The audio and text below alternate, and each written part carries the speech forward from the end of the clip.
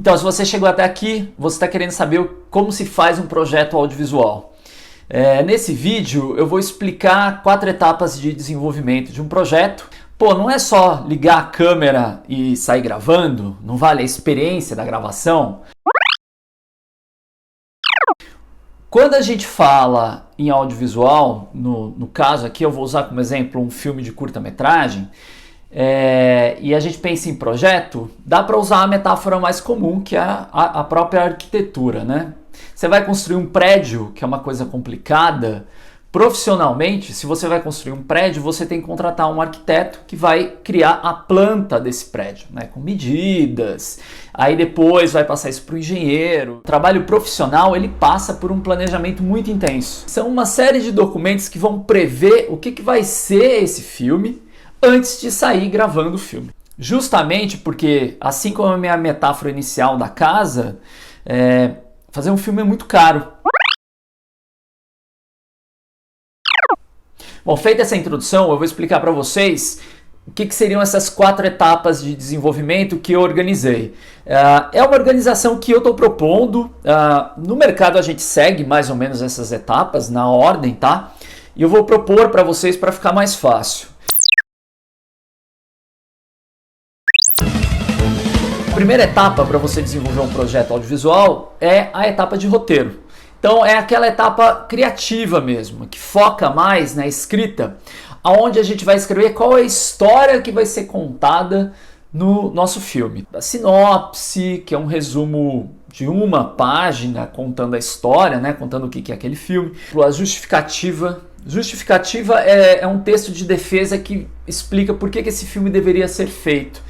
Por que fazer o seu filme e não outros que estão por aí no mercado? Você vai precisar de um roteiro dividido por cenas, dividido com as falas para os personagens. Esse roteiro ele precisa ser consistente, bem escrito, vai demandar tempo, mas ele é o ponto de partida. A segunda fase seria a fase de direção. Na direção, você precisa criar documentos tais como decupagem. A decupagem é uma lista por escrito onde você coloca qual é a cena, né, e qual é o plano, qual é a imagem que a gente vai fazer naquela cena. Photoboard ou storyboard é onde a gente vai visualizar os planos, né, são desenhados ou fotografados, né, a gente vai precisar ver a imagem concretamente. Eles funcionam melhor numa produção audiovisual porque aí a gente consegue prever de uma forma concreta o que vai ser o filme. Por mais que o photoboard seja feito com imagens de referência. Agora, o documento mais importante, na realidade, ele é chamado de proposta de linguagem ou proposta de direção.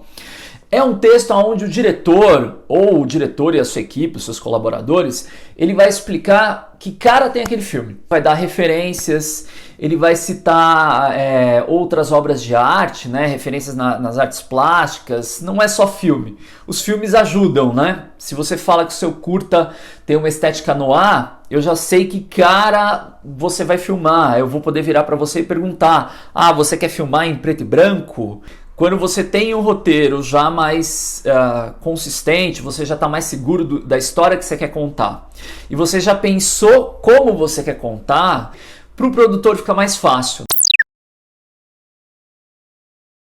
O documento mais importante que o produtor pode fazer, em primeira instância, para qualquer tipo de filme, é uma análise técnica.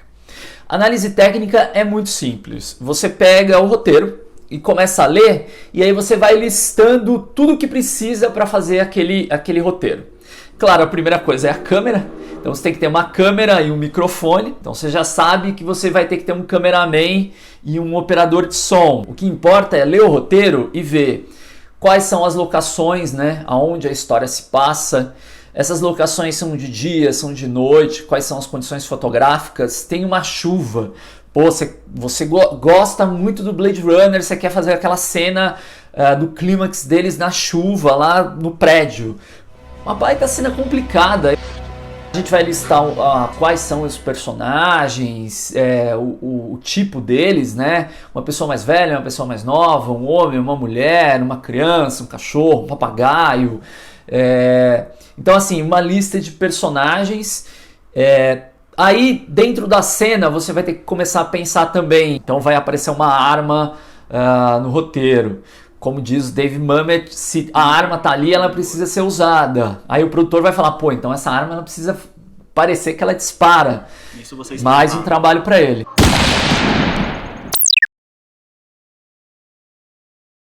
Apresentar o projeto, na realidade, a gente faz o tempo todo.